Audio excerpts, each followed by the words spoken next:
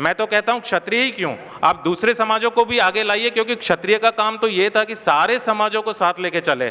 क्षत्रिय युवा भी भ्रष्टता की ओर हैं, आप अंधेपन में किसी के पीछे ना दौड़ें। कोई आपको कह रहा है कि धार्मिक मैसेज भेजें जिससे नकारात्मकता फैले किसी और धर्म के बारे में। काफ़ी जने यहाँ पधारे, उन्होंने महाराणा प्रताप के बारे में बताया। कुछ और लोग आए, उन्होंने ये बताया कि क्षत्रियों को राजनीति में आना चाहिए। कुछ और आए, उन्होंने बताया किस तरह से क्षत्रिय समाज को विचार करना चाहिए और उन विचारों पे कार्य करना चाहिए। मुझे कहीं ना कहीं ये लगता है, मैं आपसे बहुत ही बेसिक बात करूंगा, बहुत ही ग्रास रूट वाली बात करूंगा, धरातल वाली, कि एक आम क्षत्रिय क्या सोचता है। और आम क्षत्रिय राजनेता नहीं है, आम क्षत्रिय आपका वोटर है। तो आप उस आम क्षत्रिय की बात पे थोड़ा गौर करें। आप महाराणा प्रताप की बात करते हैं तो त्याग की, बलिदान की, समर्पण की बात करते हैं, आत्मरक्षा की बात करते हैं, राष्ट्र को गौरवान्वित करने की बात करते हैं।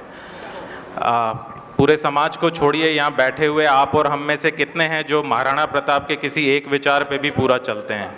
शायद हम में से 1 या 2% होंगे, उससे ज़्यादा नहीं। समाज में बदलाव लाना कैसे है? एक आम राजपूत उसके बारे में क्या सोचता है? समाज का बदलाव ग्रास रूट से चालू होता है। आप अगर मदिरा पान करेंगे और मांस में ही पड़े रहेंगे तो आपका मन उत्तेजना से भरा रहेगा और हमेशा रहेगा, आपकी बुद्धि जागृत होने में आपको थोड़ा ज़्यादा समय लगेगा बनिस्पत की जो शाकाहारी है और जो मदिरा का सेवन नहीं करता है। तो कभी कभी जब आप बुद्धिजीवी सभाओं में जाएं, जैसे कि ये एक बुद्धिजीवी सभा है, तो इसमें आप इन चीज़ों से थोड़ा हट के कम से कम 1 हफ्ता या 1 महीना इसको एक प्रैक्टिस के रूप में लेके पधारें, तो आपका आक्रोश और आपका अहंकार कम दिखेगा और आपकी बुद्धिजीवी बातें लोग ज़्यादा समझेंगे। ये ज़रूरी नहीं है कि हम मंच पे आके बहुत बड़ी बड़ी बातें करें राजपूत समाज के बारे में या राजपूत क्या कर सकते हैं उसके बारे में। हम बहुत बेसिक बातें करके भी बहुत समझदारी से उस चीज़ को समझ सकते हैं और लोगों को आगे बढ़ा सकते हैं। मैं मेवाड़ से हूँ, उदयपुर से हूँ, और ऐसे बहुत सारे कार्य हम ग्रास रूट पे कर रहे हैं जो क्षत्रियों को गौरवान्वित भी कर सकते हैं और करते भी हैं। हम नहीं चाहते कि हम राजनीति में आएँ, हम नहीं चाहते कि हम किसी भी प्रकार से कोई मंच ऐसा लें जिसपे कि हमें कोई राजनीतिक लोभ या राजनीतिक पद मिल जाए। लेकिन हम ये ज़रूर चाहते हैं कि जो राजनीतिज्ञ हमारे यहाँ से आगे आ गए हैं, चाहे वो भगवान की कृपा से आए हैं या उनके टैलेंट पे आए हैं या किसी राजनीतिक पार्टी की कुछ अच्छी सोच की वजह से आए हैं, हम चाहते हैं कि वही राजनीतिज्ञ और आगे बढ़ें। कल यहाँ महाराज कुमार साहब विश्वराज सिंह जी विराजे हुए थे। उनकी आभा ही निराली है, उनका व्यक्तित्व निराला है, उनकी ईमानदारी निराली है, उनका त्याग है, बलिदान है। अब आप उसको त्याग और बलिदान के रूप में देखें तो वो त्याग और बलिदान है। ऐसे लोगों को आप आगे लाइए। आपको नेतृत्व की कमी कहाँ है? नेतृत्व तो आपके मेवाड़ में मौजूद है, आप इधर उधर कहाँ घूम रहे हैं? आप कहते हैं कि अमुक राजनेता उत्तर प्रदेश में है या अमुक राजनेता कहीं और है, आपके मेवाड़ में है, आप उसी को आगे लेके चले जाइए। वो तो ऑलरेडी राजनेता बन गए हैं, वो सांसद हैं, वो उनकी पत्नी सांसद हैं और वो विधायक हैं, आप उन्हीं को बढ़ा दीजिए। आपका नेतृत्व तो तय हो चुका है। लेकिन अगर आप उसको नेतृत्व ही नहीं माने अपने अहंकार के कारण, तो आप उनको आगे ले जाएंगे कैसे? आप और हम विचारक बन सकते हैं, दूसरों को प्रेरणा दे सकते हैं, कार्य को आगे ले जा सकते हैं, लेकिन हर व्यक्ति राजनेता बनना चाहेगा तो कैसे बन जाएगा? आप जिस कार्य में 25 साल लगा देंगे वो तो ऑलरेडी बन गए हैं, तो आप उन्हीं को आगे बढ़ा दीजिए। आप आगे बढ़ाना क्यों नहीं चाहते हैं? उनके एक भाई भी हैं, आप उनको आगे बढ़ाइए, वो भी बहुत अच्छा काम कर रहे हैं।